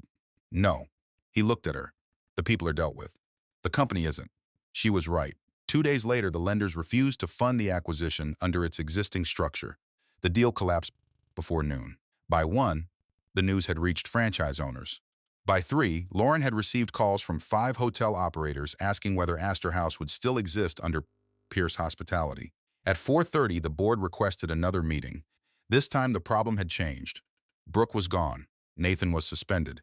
But uncertainty around the license had become dangerous by itself. Robert looked exhausted when Lauren entered. We need stability, I agree. We need Ellery to confirm that Aster House will continue licensing the system. Lauren sat. Under what terms? The current terms. No. Robert frowned. Lauren, the current structure allowed this to happen. We can fix governance separately. And then 6 months from now, everyone gets comfortable again. Helen asked, what are you proposing? Lauren opened a folder she had prepared herself. Graham had reviewed the language. The idea was hers. An 18-month conditional extension. Robert read the first page. Pierce Hospitality keeps the Aster House trademarks, systems, reservation technology, loyalty architecture, and operating standards for 18 months. Yes, even though the acquisition is dead. Yes. Helen looked at her. What do you want in return? An independent CEO. Robert continued reading. New audit committee structure. Yes. Stricter related party disclosure controls. Yes. And Aster House assets cannot support conflicted transactions without independent approval. Correct. One director looked suspicious. And what do you get? Lauren answered, a company that doesn't put my assets at risk. No board seat? No. No CEO role? No. No additional equity? No. The director looked confused. Then why do this? Lauren looked around the table. Because thousands of people should not lose their jobs because Nathan and Brooke made bad decisions. Silence followed. She continued. Accountability doesn't mean destroying everyone standing nearby. Robert looked at the agreement again. This gives us time. That's the point. And after 18 months, if the company follows the new governance requirements, we negotiate a long-term renewal. Helen smiled faintly. That sounds reasonable. Lauren looked at her. It should have been reasonable from the beginning. The board approved the conditional extension that evening. A week later, Nathan formally resigned as CEO. He retained his lawful shares. He lost operational control. Lauren watched from across the street as he left Pierce Hospitality headquarters after signing the final documents. He stopped on the sidewalk. Above the entrance, the Aster House name glowed against the stone facade. Nathan stared at it for a long time. Years ago, Lauren had drawn the first version of that logo at her kitchen table. Nathan had taken the idea and helped place it on buildings across the country. Somewhere along the way, he began believing expansion meant ownership. The contract had always said otherwise. Lauren did not walk over to him. There was nothing left to explain. 6 weeks later, Sophie Pierce was born just after 4 in the morning. Lauren cried when the nurse placed her daughter against her chest. The baby's tiny fingers curled around Lauren's thumb. For several minutes, Pierce Hospitality, Nathan, Brooke lawyers, licenses, and boardrooms disappeared. There was only Sophie. Nathan visited later that afternoon. He stood beside the hospital bed, holding a small white blanket. He looked nervous. Lauren had never seen him nervous around anything that could not be negotiated. "Can I hold her?" Lauren looked at Sophie, then at him. "Yes." Nathan sat carefully. The baby opened her eyes for half a second before closing them again. Nathan stared down at her. "I'm sorry." Lauren knew he was speaking to both of them. She did not answer. Several weeks later, after Lauren recovered, she and Nathan met with a family mediator. The divorce terms were already mostly settled through their prenuptial agreement. Ellery Studio remained Lauren's. Nathan kept his lawful Pierce Hospitality holdings and personal assets. The harder discussion was Sophie. Nathan wanted regular parenting time. Lauren agreed. He also wanted flexibility. Lauren did not. "We need a schedule. I travel. You don't run Pierce Hospitality anymore." Nathan flinched. She regretted the sharpness but not the point. He nodded. "Fair." The mediator reviewed the proposed plan. Sophie would live primarily with Lauren during infancy. Nathan would have frequent visits and increasing parenting time as she grew. Then Nathan looked at Lauren. "I know I don't have the right to ask for anything else." Lauren waited. "I thought losing the company would be the worst part." "It wasn't?" "No." He looked down. "It was realizing I had spent months treating you like someone standing in my way." Lauren said nothing. Nathan continued. "I made Brooke the person who understood me and you the person who was holding me back. You chose that, I know." His voice cracked slightly. Lauren did not rescue him from the discomfort. Some apologies mattered because they were difficult to say. That did not mean they erased consequences. She looked at him. "You lost me, Nathan." "I know, you didn't lose the chance to become a better father." Nathan looked at her. "Will you let me?" "That depends on what you do, not what you promise." He nodded. Lauren added one condition. "You will never use Sophie to reach me." Nathan frowned. "I wouldn't." "You used the company." He went quiet. "You used money." Still quiet. "You used my concern for employees because you thought it gave you leverage. Our daughter will never become another version of that." Nathan swallowed. Agreed. The divorce became final soon afterward. There was no reunion, no dramatic kiss outside the courthouse. Nathan became Lauren's former husband. He remained Sophie's father. Those roles were no longer confused. 6 months passed. Ellery Studio's first independent boutique property opened in the Hudson Valley on a bright Saturday morning. Lauren arrived before the staff. She wore jeans, a cream sweater, and flats because she had learned that opening day always required more walking than expected. Sophie was with Lauren's mother upstairs. By 10, a reservation problem appeared. The new system had duplicated 12 bookings. Lauren was standing behind the front desk with 2 employees when Graham arrived carrying a document box. She looked at him. "Most men bring champagne." Graham lifted the box. "Most men aren't terrified you'll sign something without reading page 37. Lauren laughed. "You came to a hotel opening with contracts? Updated vendor agreements. That's worse. I brought coffee too. Better." A front desk employee interrupted. "Miss Pierce, we have 6 couples arriving for rooms that don't exist." Graham put the box down. "I can disappear." Lauren pointed toward the phones. "No. You wanted to be useful. I'm a lawyer. Today your customer service." He stared at her. She smiled. "Welcome to hospitality." For the next hour, Graham helped call nearby inns while Lauren authorized upgrades, arranged transportation, and personally apologized to each affected guest. Nobody threatened anyone. Nobody blamed the employees. Problems were fixed. That mattered to Lauren now. Leadership was easiest when everything worked. Character appeared when something failed. After the final displaced couple left for another property with dinner covered by Ellery Studio, Graham leaned against the desk. "I charge $600 an hour." Lauren handed him a stack of luggage tags. "You were worth at least 40 today." He laughed. That evening, after Sophie was asleep upstairs and the lobby had finally quieted, Graham found Lauren near the fireplace. "Can I ask you something?" "You already did." He rolled his eyes. "Dinner." Lauren looked at him. That was not a question. "Would you have dinner with me?" She studied his face. For years, Graham had been nearby without asking her to choose him. Even after Nathan disappeared from her future, Graham had never treated her divorce like an opportunity. "And if I say I'm not ready, then you're not ready. And if I never am, then I'll still be glad you built this." Lauren looked toward the lobby. Ellery Studio's name stood above the reception desk. Her name, her work, her choice. She turned back to him. "Dinner. Just dinner." Graham nodded. Best offer I've had all year. 1 year later, the acquisition Nathan had risked everything to protect was long dead. Pierce Hospitality survived. An independent CEO ran the company. The new audit committee procedures became permanent. No mass layoffs followed the crisis. No major hotels closed because Lauren's conditional license gave Pierce enough time to stabilize. Brooke settled the civil claims against her. She repaid financial benefits connected to the Mark arrangement, lost her unvested equity, and never returned to Pierce Hospitality. Her relationship with Nathan ended with the boardroom. Nathan remained a shareholder but never returned as CEO. He became more consistent with Sophie. He arrived when scheduled. He learned her feeding routine. Later, he learned which stuffed animal she refused to sleep without. Lauren noticed the effort. She did not confuse improvement with entitlement. Their marriage remained over. Graham and Lauren eventually became a committed couple. Lauren kept her own home. She kept control of Ellery Studio. Graham never asked her to shrink either one to prove she loved him. On the morning Ellery Studio opened its second independent property, Lauren stood in the lobby with Sophie asleep against her shoulder. Graham was across the room helping an employee straighten the new opening sign. Sunlight poured through the tall windows. Guests would arrive soon. Above the reception desk, polished brass letters spelled two words, Ellery Studio. Lauren stared at them. For years, her work had lived beneath Pierce Hospitality's name. Nathan had believed the empire made the ideas valuable. Brooke had believed owning Nathan would eventually give her access to everything Lauren created. Both had misunderstood the same thing. Lauren had never needed to destroy Pierce Hospitality to defeat them. She only needed to stop letting them confuse her compassion with permission. Sophie stirred. Lauren looked down and kissed the top of her daughter's head. Across the lobby, Graham caught her eye. "You ready?" he called. Lauren looked around at the hotel, at her employees, at the name above the desk, then she smiled. Yes. This time, the final decision belonged to her.